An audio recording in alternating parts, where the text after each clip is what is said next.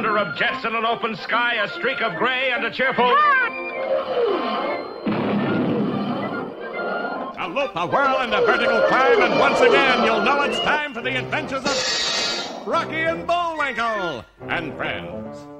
Starring that supersonic speedster, Rocket J. Squirrel, with his pal Bullwinkle the Moose, and a host of others. Hurry, Bullwinkle! The show's about to start! I'm coming as fast as I can. Wave to the people! Yay! Now what are you doing? Sign an autograph. Let's see. John Smith. But your name is Bullwinkle. I know, but that's hard to spell. We're gonna have a lot of fun. Come on and join us. Sure, there's always room for one more.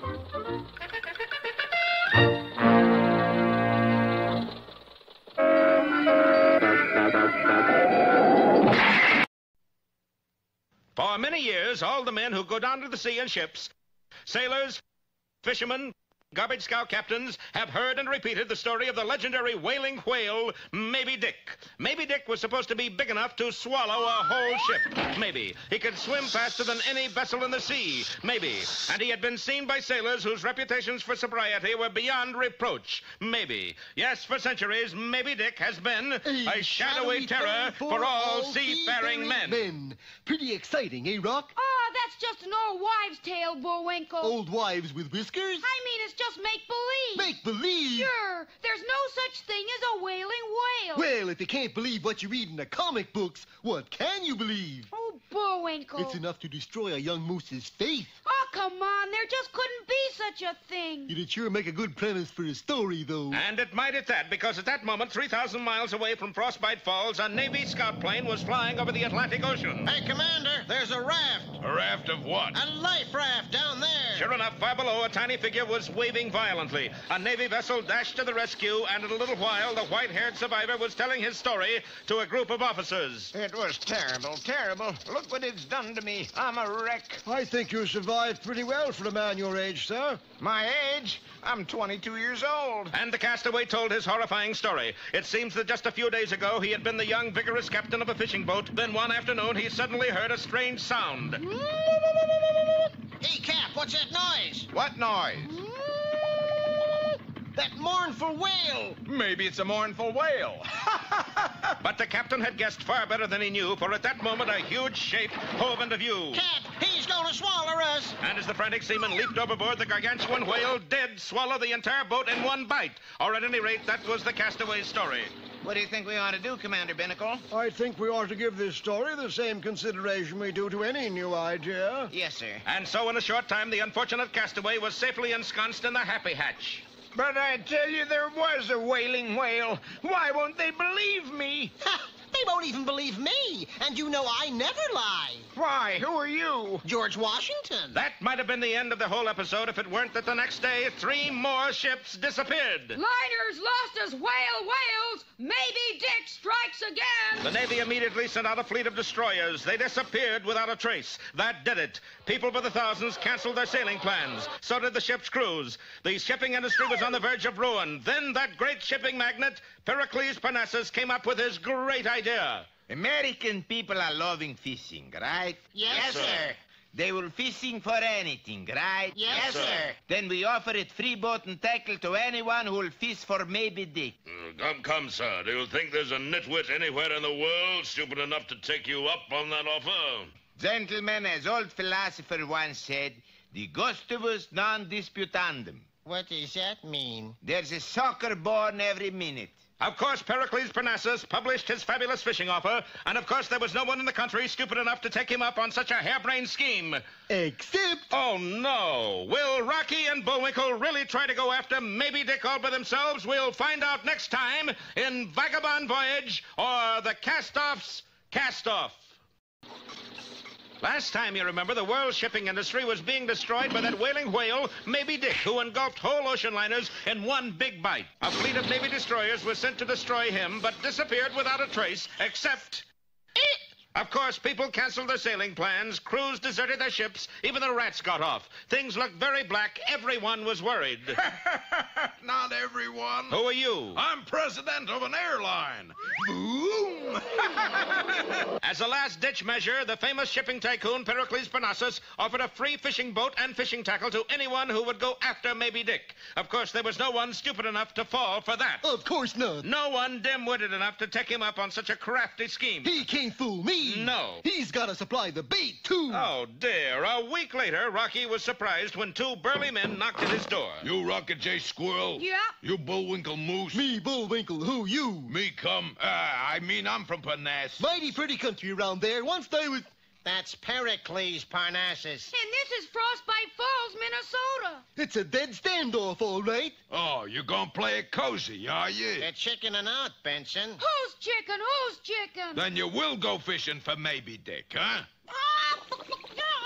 You better tell your story to Mr. Parnassus, bud. Rocky. Rocky. And so a few days later, Rocky and Bullwinkle stood before the most powerful shipping magnate in the world. But you already signed the application. You got it to go. No, we don't got it to go. You got it to go. For a powerful magnet, you don't pick up things very fast. Look at it this way. It's for the good of your country. My country? It's for freedom of the seas. Freedom? For the little people everywhere. All them midgets, huh? It's for home and mother. Mother? Count me in. Well... Plus big reward. Sold! And in a little while, our heroes were aboard the good ship Athabasco. You feeling seasick, Bullwinkle? No, I always turn green this time of year. Well, if you think this is bad, Bullwinkle, Yeah? just wait till we cast off. Goodbye, Rocky. Rocky, bye, everybody. I'll be seeing you. I'll be seeing you. Who are you? I'm from the By-the-Wee funeral parlor.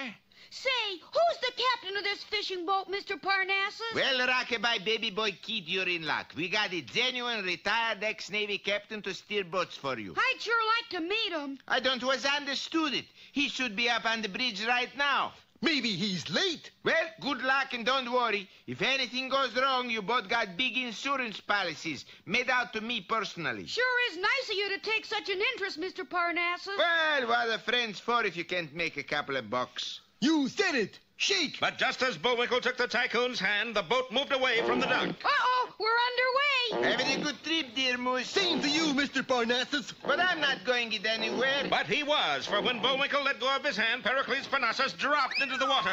Quickly, Rocky seized a life preserver, zoomed through the air, and made a perfect ringer around the floundering man's head. You saved him, Rock. Not quite, for Pericles Parnassus refused to let go of his gloves and walking stick to take hold of the life preserver, and so disappeared from view. Stand back, stand back. I'll save him. But Bullwinkle, You're not the only hero on this show, you know. I'm the only one that can swim.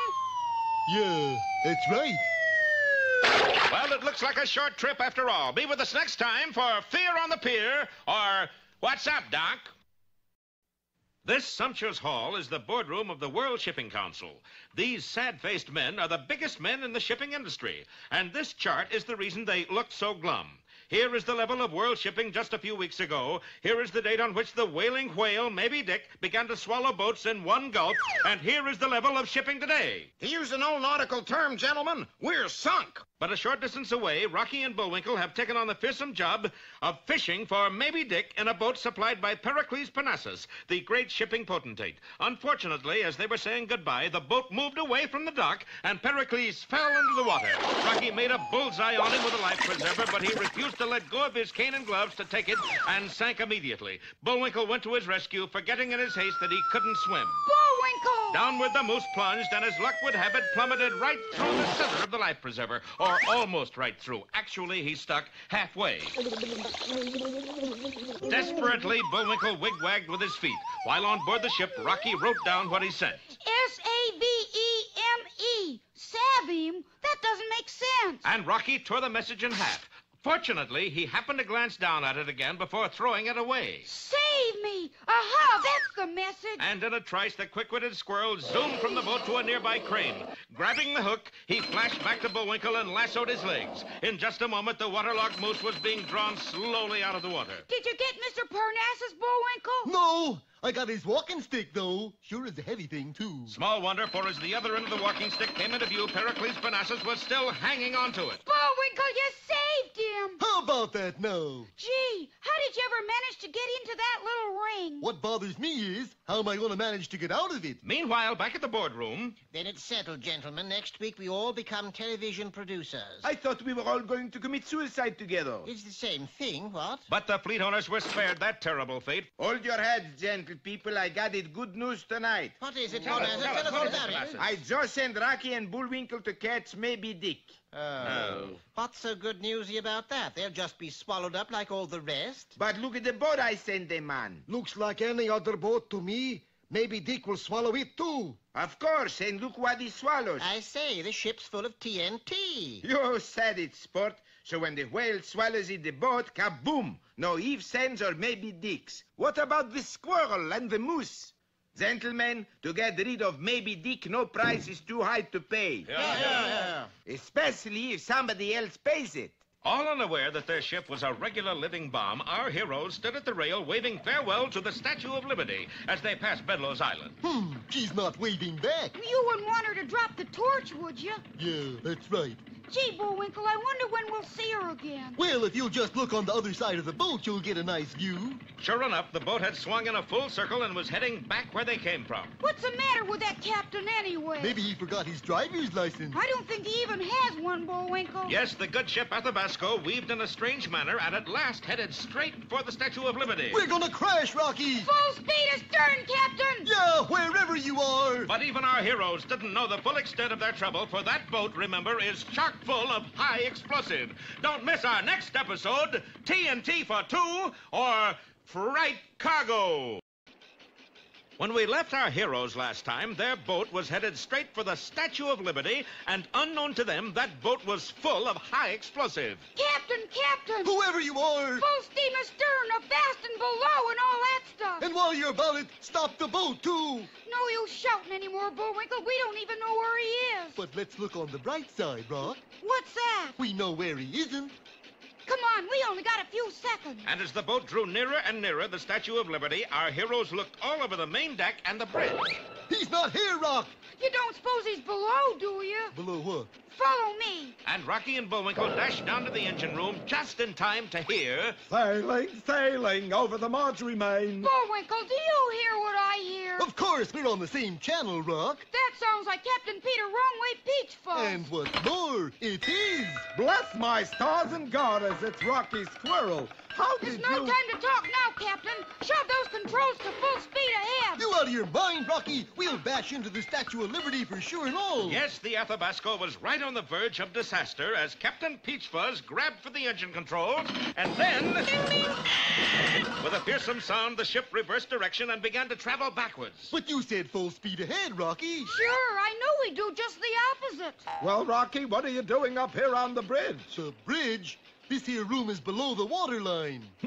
A sunken bridge. These new vessels are pretty modern. Captain, you haven't changed an iota. Yeah, and you're supposed to change him every 1,000 miles. Well, it wasn't long before Rocky and Bullwinkle had Captain Peachfuzz straightened out and in the right place. Well, you're the boss, Rocky. Where to? Well, any place we can fish for maybe Dick. Maybe Dick. You know about him, I take it. Yes, and I have only one thing to say to you boys. What's that? Abandon ship! Grab him, Bullwinkle! Got him! Now, don't be silly, Rocky. Nobody goes fishing for the wailing whale. Let's go back. All right, Captain. You can set our course for home. Rocky, we gonna give up already? Shh. Remember what happened earlier in the episode? You're not gonna repeat the same joke. They liked it once, they'll love it twice. Yo-ho, lads! We're homeward bound. And giving the wheel a hearty spin, the addle-brained skipper headed directly out to sea. Well, we might as well get started, Bullwinkle. Break out the fishing tackle. In a few minutes, Bullwinkle had assembled their special whale gear.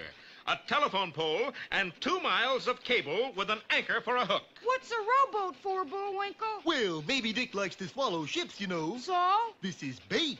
And the good ship Athabasco plowed ahead as our boys trolled for the whaling whale. Only one thing bothered me, Rob. What's that? If maybe Dick grabs that anchor, do we have him or does he have us? Never fear, Bullwinkle. Remember, it's for home and mother. Personally, my mother never cared for fish. She was more of a... Bullwinkle! Where? Oh, that's me. Bullwinkle, I got the strangest feeling that somebody's watching me. Of course, it's me. No, somebody else. In the middle of the ocean, pish tush, Rocky, and may I say, fie. There's nobody here but us and the captain. Yeah, I guess you're right. But at that moment, a strange single eye was watching Rocky carefully, not from on board, but from the ocean itself. Who is this strange intruder, and what does he want? We'll find out next time in Underwater Eyeball or The Deep Blue Sea. Well, things are certainly in a mess since the return of the legendary Maybe Dick. For Maybe Dick is a whaling whale with a taste for the liner things of life. But all is not lost, for our heroes, Rocky and Bullwinkle, are all at sea, angling for the monster with a telephone pole as a fishing rod. Above them, Captain Peter Wrongway Peachfuzz is keeping a sharp lookout. Never saw such a fog in all my life. Captain, that's the bulkhead you're staring at. I thought something was amiss. It's the first fog I ever saw with rivets on it. And the good captain began to scan the ocean for any sign of Maybe Dick. Meanwhile, our heroes were trolling tensely from the stern of the ship. Don't worry, Bullwinkle. We're sure to get a bite. That's what I'm worried about. Huh? What's a good remedy for whale bite? You know, Bullwinkle, I got a funny feeling we're being watched. By whom? Whom? Whom is watching us? That's what I want to know. We're being watched by whom? Yeah, by whom? By me, too. But then suddenly the sharp-eyed squirrel spotted an object some distance from the ship. Hokey smoke, Bullwinkle, look there. What is it, Rock? It looks like a big shiny eye. Well, I'll be jiggered. I've looked at the ocean lots of times, but this is the first time it ever looked back. Rocky, Bullwinkle, there's a peeping Tom off the port bow. We see it, Captain Peachfuzz. What is it? Just looks like a big eye floating by itself, way out in the middle of the ocean. Maybe it's a private eye. Perhaps it was Bullwinkle's bad joke, we'll never know, but the eye suddenly disappeared, and in its place a strange-looking metal tube emerged from the sea and pointed at our friend. Look out, Rocky! It may be loaded! And loaded it was, for a huge jet of water shot out of the tube and swept our heroes off their feet. Gee, this is terrible, Bullwinkle. Yeah, I got nothing against bears, mind you, but it ain't Saturday yet. Rocky, Bullwinkle, the boat is filling with water. We're foundering. Floundering? Foundering, Bullwinkle. He means all that water's sinking our boat. Well, then there's only one thing to do. What's that? I wish I knew. We gotta think of something in a hurry. Yeah, or else take to the boats. That's it, Bullwinkle. You got it. Yeah, I know. What is it? We'll take to the boat. And desert a sinking ship? That's a ratty thing to do. No, we'll row out in a lifeboat and try to turn that thing off. Good idea, Rock. Come on. But just as our heroes were about to launch the lifeboat, Rocky saw a strange sight in the wheelhouse. Bullwinkle, look! Yes, the wheelhouse had been filled with water, and Captain Peachfuzz was inside it, wig-wagging frantically. You go ahead, Bullwinkle. I gotta save Captain Peachfuzz. And Rocky dashed to the wheelhouse door and flung it open. Now, what did you go and do that for, Rocky? The wheelhouse was full of water. I know it. Didn't you signal open the door? Of course not. I signaled hand me the soap. Meanwhile, Bullwinkle had rowed out to the source of all their trouble. That is the biggest water pistol I ever did see.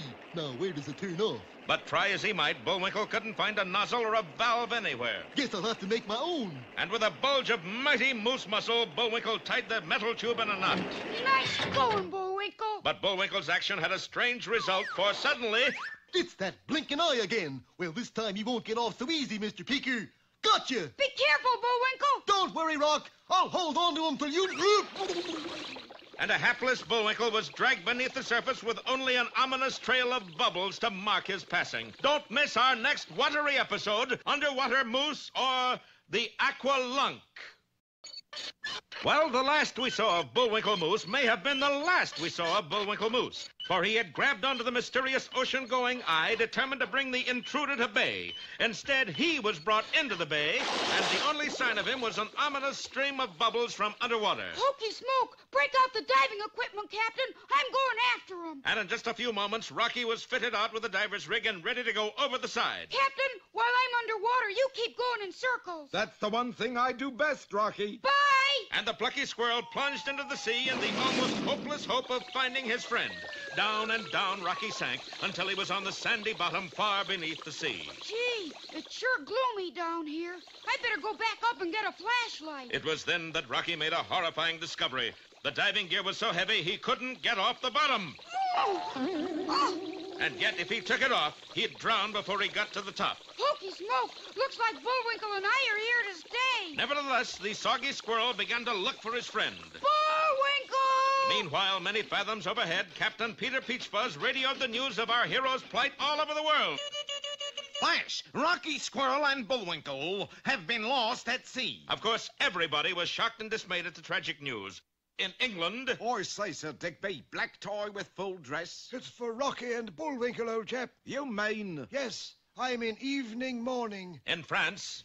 Messieurs, we face a cabinet crisis. How comes this? We want to drink a farewell toast to Rocky and Bullwinkle. And? We can't find the key to the cabinet. In the United States... Hope is dwindling tonight for Rocky and Bullwinkle. Too bad. Yes, America's sweethearts seem definitely on the missing list. Tough. And now tonight's sports final.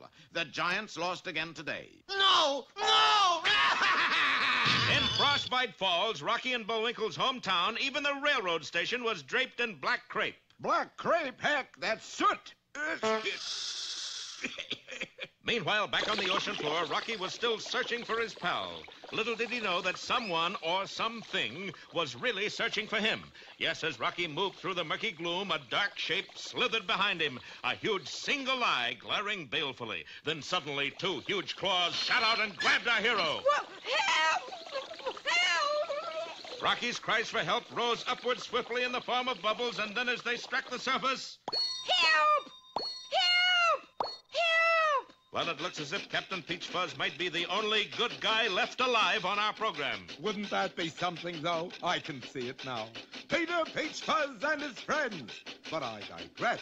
I must save my friend Rocky. And casting aside all fear as well as a chance for a show of his own, Captain Wrongway Peachfuzz went overboard to the rescue. But of course he had put his diving gear on the wrong way. As a result, when he turned on his air valve, the jet of compressed air blew him clear back on board ship again. He was very surprised. Yes, I've fallen into the water lots of times, but this is the first time I ever fell out. Undaunted, the brave captain adjusted his air tank and dived in once more, leaving the SS Athabasco traveling in circles, wider and wider circles, till finally the ship disappeared from sight entirely. So even if our heroes come up to the top, they're still sunk. Don't miss our next episode, Terror on the Seas, or We've Only Begun to Fright. It all started, you remember, with a reappearance after 100 years of Maybe Dick, the whaling whale. Maybe Dick made a steady diet of ocean liners and, of course, threw the shipping industry into a panic. That's when the big shipping tycoon, Pericles Parnassus, sent Rocky and Bullwinkle off in their frail craft to capture the Leviathan of the deep. The last we saw of Bullwinkle was a stream of bubbles from underwater, a stream that stopped ominously. Rocky leaped in to save Bullwinkle and instead found himself so weighed down by his diving equipment that he couldn't get back up. And Captain Peachfuzz distinguished himself by being the only captain to go down ahead of his ship. Then, when everybody was underwater, the Athabasco, which had been left running by Captain Peachfuzz, sailed out of sight. And on top of that, when we left Rocky last time, he had just been seized by a pair of sinister-looking claws. And now on with our laugh-packed adventure. You must laugh awful easy. Rocky found himself propelled swiftly along the ocean floor and straight toward a large underwater cliff. Hokey smoke, I want to be squashed. But just then a familiar figure came into sight. It's Captain Peachfuzz. Stop! Unhand that squirrel. Oddly enough, the strange creature did let go of Rocky with one of its claws. Well, I guess you see now who's the boss. You are, sir. And with both our friends in its grasp, the mysterious deep-sea dweller again dashed at the cliff.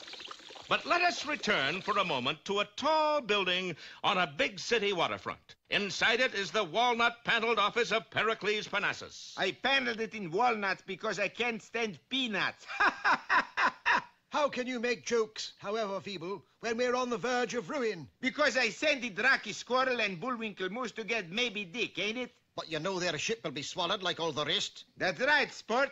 And inside of the ship is 20 tons TNT. When Maybe Dick swallows it, boom! But, Monsieur Parnassus, what about Rocky and Bullwinkle? I got special plan for them. But what that plan was, we'll never know, for at that moment... Mr. Parnassus, sir, the Athabasco is coming back into port at full speed. They chickened out, huh? I can't tell, sir. There's no one aboard. No one aboard? Rocky and Bullwinkle are gone? Looks that way. What shall we do? I suggest we all stand for a moment of silence. I suggest we send a wreath. Not too large. What about you, Mr. Parnassus? I suggest we run for our lives. But why? Because if that ship hits the dock, it'll be kaboom for all of us. And when I say kaboom, I mean kaboom! Now, there's something you don't see every day, Chauncey. What's that, Edgar? A lot of ship owners flying through the air. Nonsense, Edgar. Everybody flies these days. Without an airplane? Probably one of those champagne flights. Yeah. And meanwhile, what of our heroes under the sea? Yeah, what? Held fast by the strange creature, they drew closer and closer to the cliff wall. What could they do? We could close our eyes. But at the last minute, a small door opened in the cliff, and our heroes vanished from sight into solid rock. And now, where do we stand? Bullwinkle has disappeared. Rocky and Captain Peach Fuzz have disappeared. Good heavens, there's nobody left. Be with me next time, anyway, for Blank Night or the Age of Nothing. Well, since our friends started on their search for Maybe Dick, the whaling whale, things have gone from bad to worse, which is tough for them, but makes a much better story. And last time, you remember, Rocky and Captain Peach Fuzz had been seized in the claws of a strange subterranean creature who dashed toward a sheer rock cliff. At the last possible second, a small door opened in the cliff, and our friends disappeared inside. Immediately, the door closed again. Now, there's something you don't see every day, Chauncey. What's that, Edgar? A TV program where all they show you is a picture of a stone. Oh, I don't know, Edgar. After all, it is called The Rocky Show. True, Chauncey, true. Meanwhile, inside the cliff, Rocky and the captain were startled to find themselves rising up and up. It's getting lighter. Pretty soon we ought to be on the surface. But to our friends' surprise, they suddenly found themselves in very strange surroundings. Well, here we are on land, Rocky. Yeah, but what land? A good question, that, for this was a very odd-looking place indeed. Captain, I don't think this is even the United States. No, but it might be Southern California. Sure is pretty, though. I wonder how long we'll be able to enjoy it. What do you mean? Well, I don't want to be a sourball, Rocky, but have you forgotten our little friend back there? That's right. Hey, let us go. And surprisingly enough, the strange creature did let them go. All right, Rocky, we'll sell our lives dearly. Oh, let's not haggle about price, Captain. Rocky, it spoke to us. Yeah, and in Bullwinkle's voice. Doesn't look a thing like him, though. I'm afraid he's inside that monster. Don't worry, Bullwinkle. We'll save you. Rocky, if he's already been eaten, there's not much we can do. We can try. Hey, it sounds hollow. Do you suppose... Rocky, look there. You busted it. Hey, that thing isn't alive at all. Not now it isn't. It never was. It's some kind of a machine. That's absolutely right, Rocky. Hokey Smoke, who are you? Pompano's the name. Fiorello La Pompano. I'm the mayor. Mayor of what? Of all this. Rocky, welcome to Submerbia. Submerbia? You heard the man. Submerbia. Bullwinkle, it's you. Or else a figment of the imagination. Who's a fig Newton? Bullwinkle, what are you doing in there? Just standing here. You know what I mean. Yeah. Just thought I'd make a funny. Well, it wasn't so very funny. Well, I've been away a long time. That's what I mean. Where? Well, leave us flash back a few episodes and I'll tell you. It all started when Bullwinkle grabbed hold of that mysterious eye in the middle of the sea. Sort of a seeing eye. Do you want to make jokes or tell the story? Sorry. As soon as he grabbed it, the eye pulled him under, but Bullwinkle was not to be shaken loose so easily. He hung on grimly, and then as his eyes grew accustomed to being underwater, he saw that he actually held on to the periscope of a strange-looking undersea craft.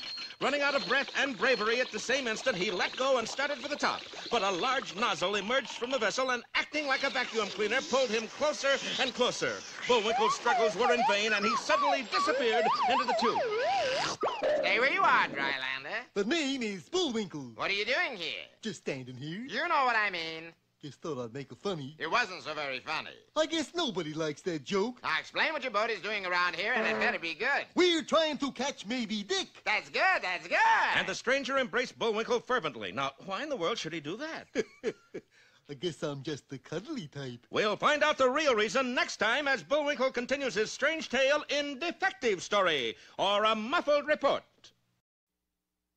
In our last episode, you remember, Rocky and Captain Peach Fuzz had been whisked to the undersea land of Submerbia, Their transportation was a strange-looking beast that turned out to be a submarine vehicle containing the mayor of Submerbia, Fiorella La Pompano, and the long-lost Bullwinkle Moose. Bullwinkle, is it really you? It was when I got up this morning. And Bullwinkle started to tell his strange saga, how he had been in a rowboat when the mysterious eye surfaced beside him, how he had grabbed it and been pulled underwater, and how when he tried to get away, he had been drawn back by a big underwater vacuum. It's curtains for you, Drylander. The name is Bullwinkle. But you're a Drylander, aren't you? Drylander? I'm from Minnesota. So? The land of 10,000 lakes. Oh, well, what are you doing out here on the ocean? Trying to catch Maybe Dick, the whaling whale. Good friend, pal, chum, confrère, prêté. No, wait. Amigo mio. Stay here. Camarade, Tavares. Hold it. Buddy boy. How come the slather of friendly all of a sudden? Because any enemy of Maybe Dick's is a friend of mine. Well, then you ought to meet my pal, Rocky Squirrel. Love to. Where is he? Oh, he's on board our ship, the... Hi, Rock. The Athabasco, where he... Rocky! That's a squirrel. You ever see a fish with goggles? No, but then I never saw a squirrel with goggles either. He must be looking for me. Hang on, we'll pick him up and take him home with us. Home? Where's home? Submerbia, of course. Oh, of course, I should have known. And as we saw, the odd-shaped craft had grabbed hold of Rocky and Captain Peachfuzz and taken them through a solid rock cliff to the city of Submerbia. You mean this whole city is underwater? Certainly, look there.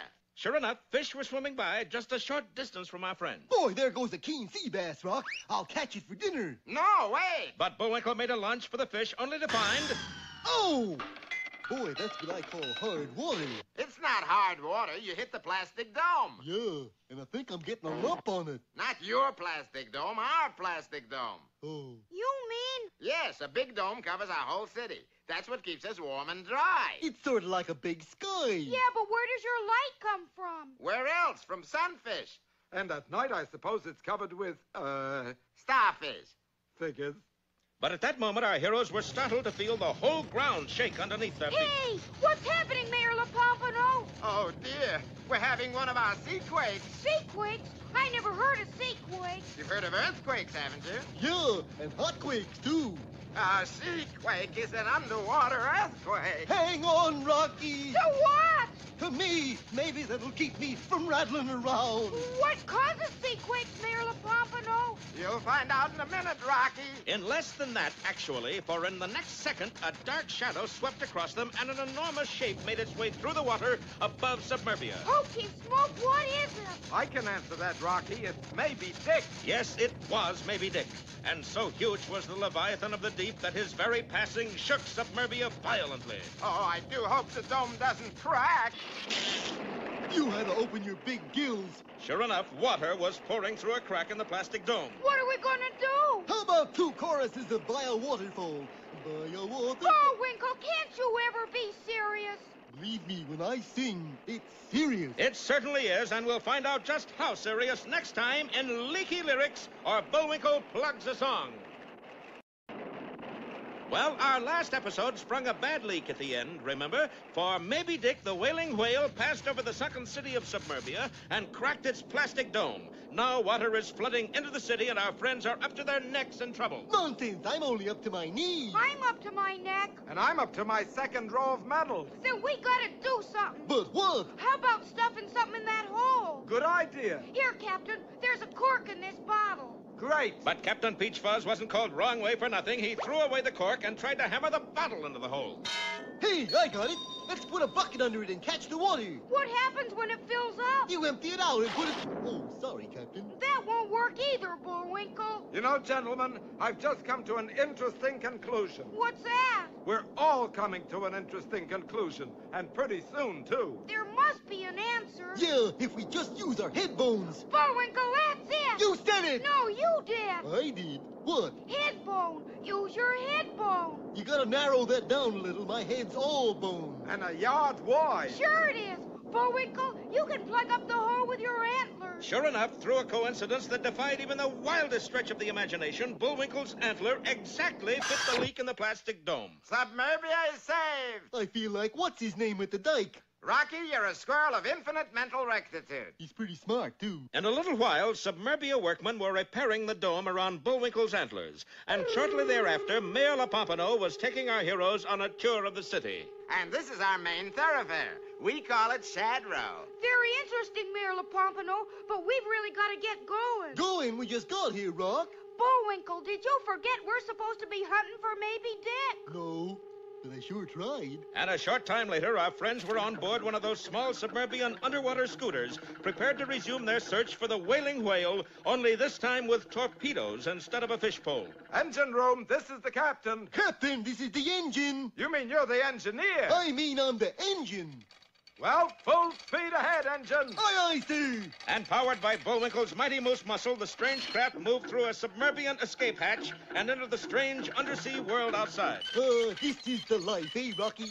We're as snug as a bug in a sub. What do you see in the periscope, Captain? It must be bust, Rocky. All I can see is my own eye. Maybe it's just a reflection. Let me have a look. But what Rocky saw made his fur stand on end. That's an eye, all right, but it's not a reflection. No? My eyes are blue. That eye is brown. You mean somebody's looking into our periscope? Oh, boy, was somebody looking into their periscope. Captain, it's Maybe Dick. He's right behind us. All hands on deck. Look the blade bat in the bottom. Jettison the supercargo. Why so many orders, Captain? One of them's bound to be right. Bullwinkle, let's get out of here. Right, Rock. And the mighty moose began to pedal faster and faster. Slowly, the tiny submarine drew away from the monster behind it, and it looked as if they might escape, when suddenly... I'll teach you, you wailing whale. Fire one! But missing the torpedo lever entirely, Captain Peach Fuzz hit the reverse gear control. Instantly, the tiny sub was swallowed up by the cavernous mouth of Maybe Dick. Then, for the first time in history, Maybe Dick actually smiled. Assuming there is one. Don't miss our next episode, Follow the Swallow, or The Inside Story. Well, last time, you remember, our heroes were being pursued by the very thing they were out to capture, Maybe Dick, the whaling whale. Bullwinkle did his best to pedal them to safety, and it looked for a while as if he would succeed. But then Captain Peach Fuzz pulled the wrong lever and... Isn't that typical of me, though? You can stop pedaling now, Bullwinkle. Yeah. Sure got late early, didn't it? It's not late, Bullwinkle. Well, then how come it's so dark like? Must be having an eclipse. No, I don't know how to say this, Bullwinkle. Well, try saying it in Czechoslovakian. You can understand Czechoslovakian. I'm always pretty good at picking up the Czech. That's it, Bullwinkle. Go ahead and laugh. Okay. Hey, that's pretty hollow laughter. Light a light and you'll see why. And in the glow of a candle, Bullwinkle did see why, for high above them arched the interior of Maybe Dick. You mean we've been swallowed by Maybe Dick? Looks like. But just then our heroes heard a strange sound above them. Good heavens, what's that? Must be Maybe Dick's stomach rumbling. Maybe something he ate disagreed with him. Yeah, us. Hey, where's that noise coming from, Bullwinkle? From the top of these stairs. Stairs? Bullwinkle! Certainly. See, they go right up stairs. In a whale? Maybe he's subletting to a flounder. Hey, now, wait just a minute. And grabbing a nearby wrench, the plucky squirrel reached over and tapped one of Maybe Dick's ribs. You won't get anywhere tickling him, Rocky. No, listen to that. Sounds like an ordinary steel beam to me. That's it. Maybe Dick is made out of steel. Boy, he's tougher than I thought. Don't you see? That means he isn't a whale at all. He's a ship. And I'll bet he's a pirate ship. Right you are, little busybody. And as our boys stared upward in terror, a menacing figure stalked to the top of the stairs. A menacing figure that somehow looked vaguely familiar. Who are you? Yeah, we know that, but what's your first name? Allow me to introduce myself. Captain Horatio Hornswoggle at your service. Captain Horatio Hornswoggle. My card.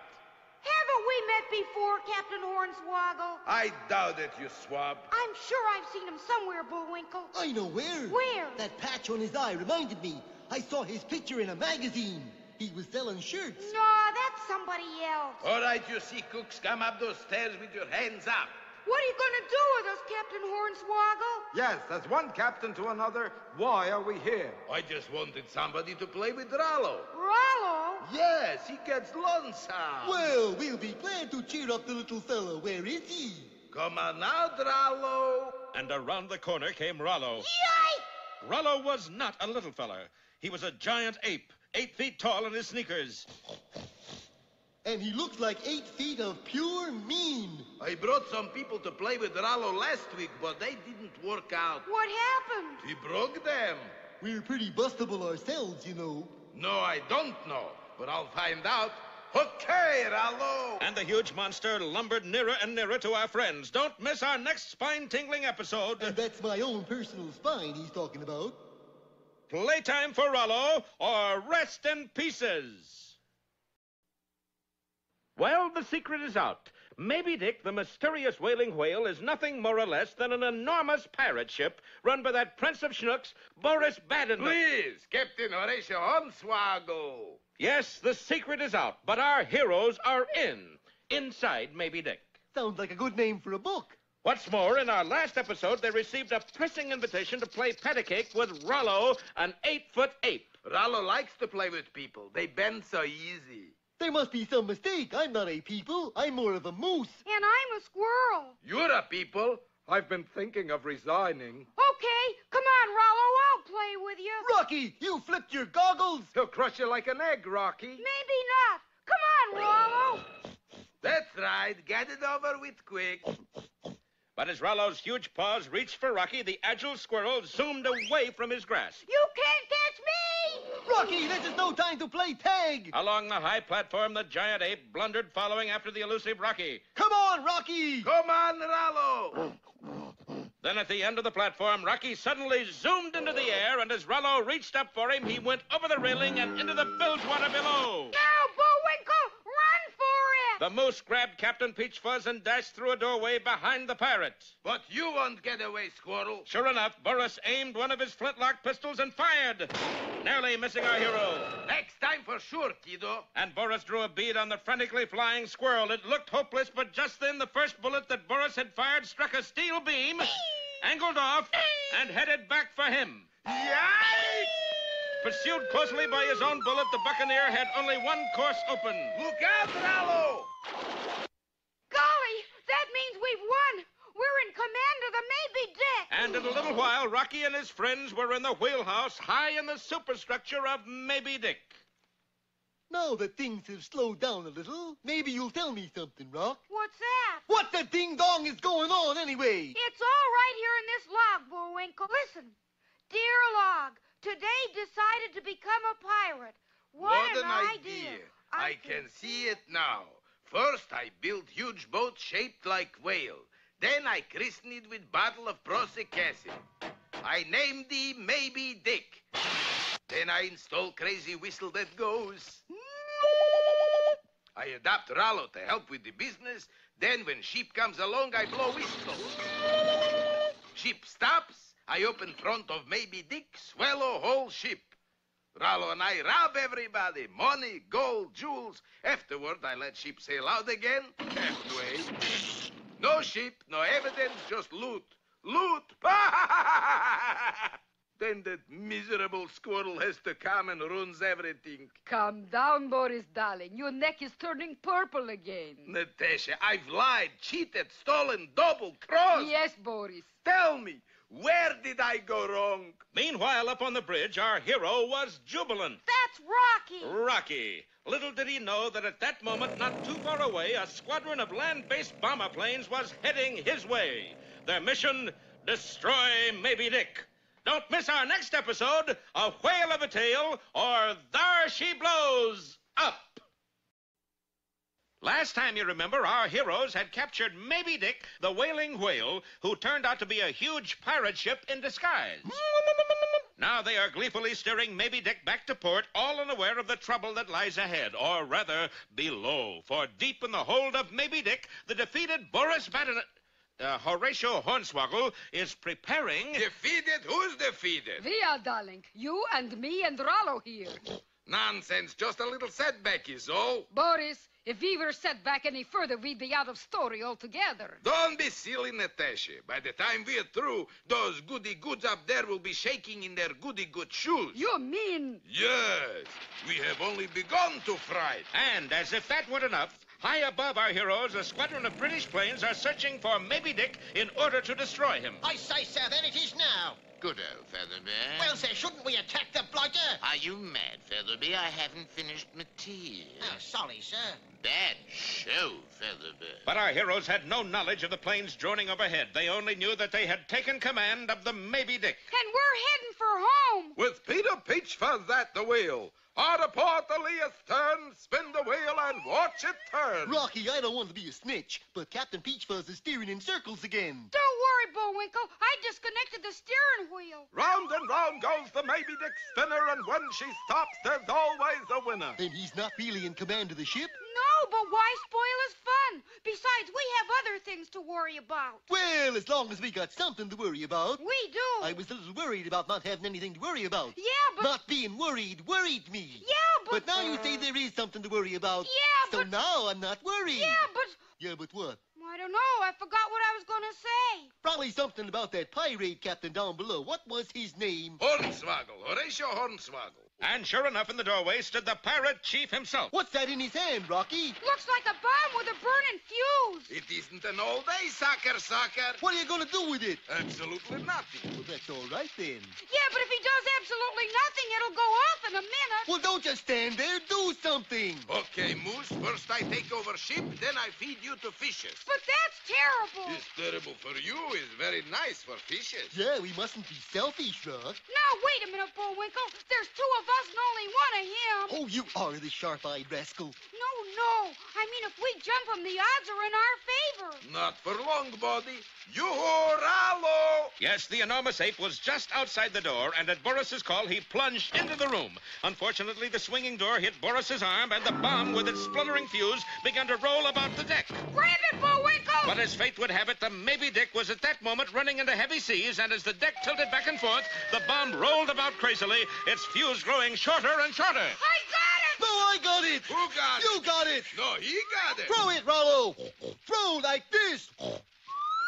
Oh, what happened? You didn't tell him which way to throw it. Oh, foo-foo! Look out! Here it comes again! Throw it overboard, Bullwinkle! Right, Rocky! But as Bullwinkle dashed for the side, the deck tilted sharply, and he slid right back to where he started from. Short trip. But it looked like a longer one coming up, for at that moment... Don't miss our next episode, Fast and Moose or Charlie's Antler. Well, last time, Captain Horatio Hornswoggle... Or, as we know him, Boris Badenoff... made his bid to recapture command of the Maybe Dick. But things went amiss when Rollo the ape accidentally knocked the bomb from his hand. Now's our chance. Let's get out of here. Bullwinkle, we can't run away like scared rabbits. Should we walk away like brave rabbits? No, we gotta throw that bomb overboard. Okay, but being a hero sure makes you look stupid sometimes. Sure enough, just then... However, that explosion hadn't come from the bomb at all, but from a squadron of British attack planes high above. And so when the smoke cleared... Hey, it didn't go off. Must be something wrong with the bomb. Sure is. Look, there's 3 holes in it. 3 holes? Hey, I begin to smell a rat. You call? This isn't a bomb. It's a bowling ball. You made a counterfeit bomb. What else? Go get him, Rollo. Uh-oh, here comes trouble with a capital trub. This way, Bullwinkle. Through that door. No use, Rock. It won't open. Maybe it swings the other way. Of course, what a fox pass. But now all our troubles are, oh, boy. And in a moment, our friends were dangling from the side of the ship while Rollo stumped gleefully on their fingers. Oh, oh, oh! Meanwhile, up on the bridge... Oh, Boris, you're such a no-good-nick. You were born to be hissed. Well, darling, guess we won't need this anymore. And Natasha tossed the heavy bowling ball out of the porthole. As fate would have it, Rollo chose that moment to look over the rail at his hapless victims and... We're saved, Rock! Not quite. Look there. Sure enough, the planes were peeling off for their final attack on the ship. Natasha, do you see what I see? Very often, darling. Well, as the Bulgarians say, testi novas derotni. Meaning? The jig is up. Let's go. And in a few moments, the villains were in a small boat pulling away from the Moby Dick. We leaving all our loot, Boris? Silly girl. Everything we pirate is right here in these boxes. Oh, you so smart, Boris. Old mastermind thinks of everything, Natasha. Except what? Where's Rollo? A good question, for at that moment, Rollo was directly above them, and not wanting to be left behind, he leaped for Boris's boat. No, Rollo, go back. And as the small boat capsized, Boris's boxes of loot were hurled through the air and right into Bullwinkle's hands. Ooh! Well, old mastermind, what you got to say for yourself now? Only one thing to say, Natasha. And that is? Shut up your mouth. Those British planes will be on us in a minute, Rock. Quick, hand me that paintbrush. And Rocky zoomed over the deck of Moby Dick, painting as he went. 3 seconds to bomb point, sir. 2, 1. Stop. Hold your fire. What is it, Commander? Look there, Featherbear. Why, it's just a great big capital T, Commander. And what time is it? Exactly 4 o'clock. Which is? Good heavens. Tea time. By Jove, they must be British. And the planes waggled their wings in a friendly farewell and flew on. So a little while later, our friends sailed into port to a hero's welcome. Yay! A welcome marred only when Captain Peach Fuzz tried to blow the whistle and pull the wrong lever. Then Moby Dick sank like a stone, and to this day remains underwater, where it has been made into a rest home for retired skin divers. But tell me, Rock, how did you ever get the idea of painting a big T? Just between you and me, I didn't, Bullwinkle. I was trying to spell out something else. What did? This. The end. Well, I'll be jiggered. So it is. This episode is over, but the very best of my collection is banned on YouTube. To see what you have been missing, go to archive.org and search for Gyro Screwloose, and I'll see you there.